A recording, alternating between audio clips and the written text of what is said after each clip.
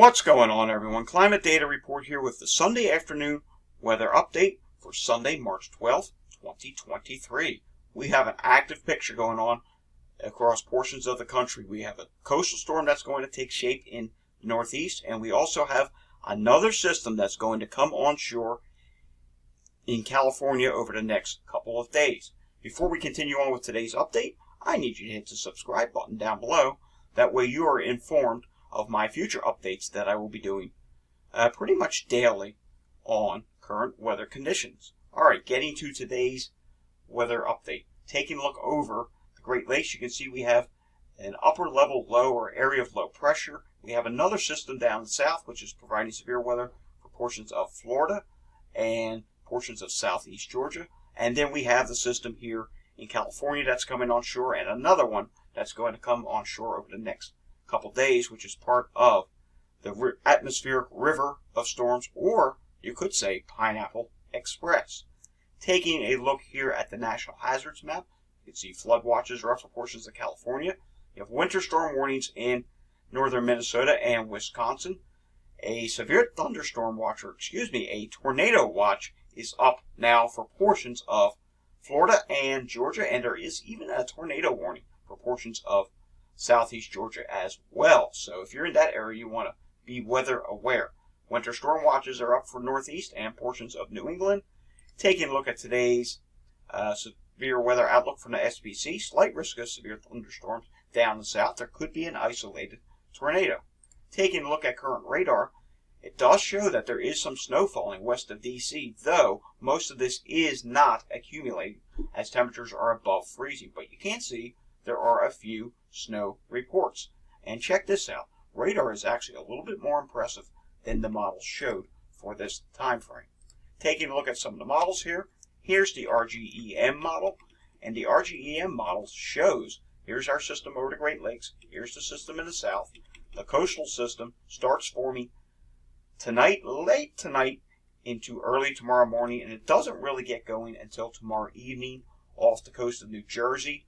And this does show it continuing northward, and look what happens here. It actually crosses over Long Island.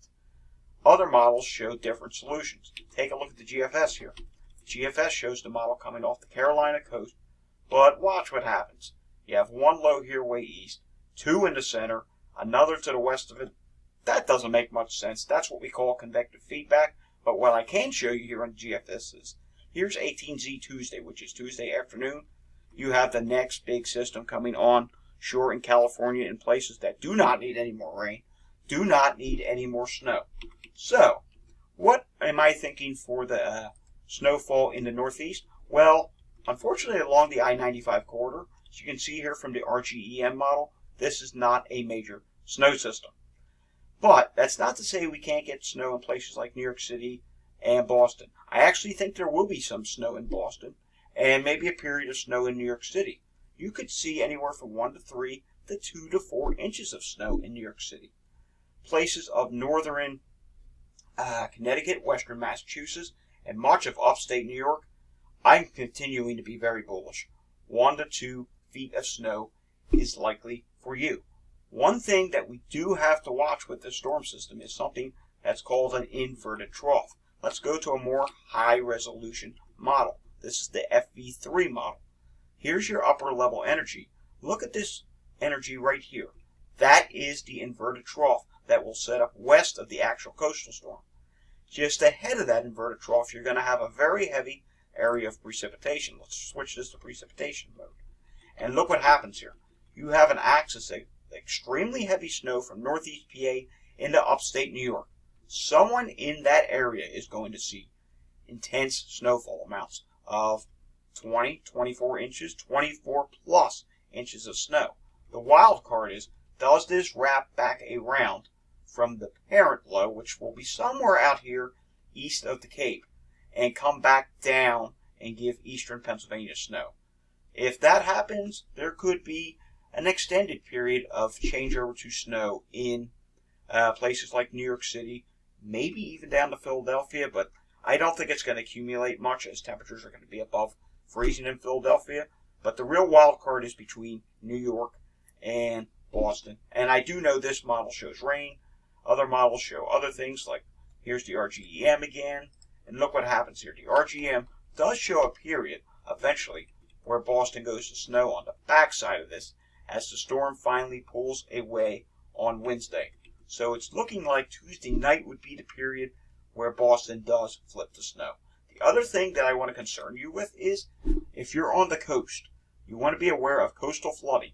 There's definitely a coastal flood threat as this storm sits and spins somewhere. It's going to do a loop somewhere in New England and right off the coast. Wherever it does that, you are going to see an extended period of coastal flooding and beach erosion. The final issue we have to concern ourselves with this storm is strong winds. There's going to be 40 to 50 mile per hour wind gusts, even in inland areas. Coastal areas, 55 mile per hour wind gusts are possible. So there could be power outages with this storm. Let's take a look at the WPC snowfall probabilities. Here's the probabilities for 4 inches for the next 72 hours. And as you can see here, I'll zoom this in. There is small probabilities along the I-95 corridor where you could get up to 4 inches of snow.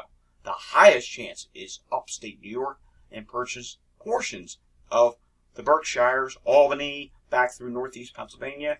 And there's even high probability just southwest of Albany of 12 inches of snow. So yes, this storm is definitely going to happen. It's just a question of, do we see a little period of changeover in the big cities such as Boston, New York, and Philadelphia? Philadelphia less likely to see accumulation. New York City more likely to see a 2 to 4 inch type event. And Boston, if you change over for a long enough period, 2+ inches of snow is possible for you. Alrighty, thanks for watching today's weather update. We'll have another update again tomorrow morning on this major storm system. If you like this content, hit the like button down below. If you know someone or yourself that lives up in this area, share this with them and hit the subscribe button down below. See you next time, everyone.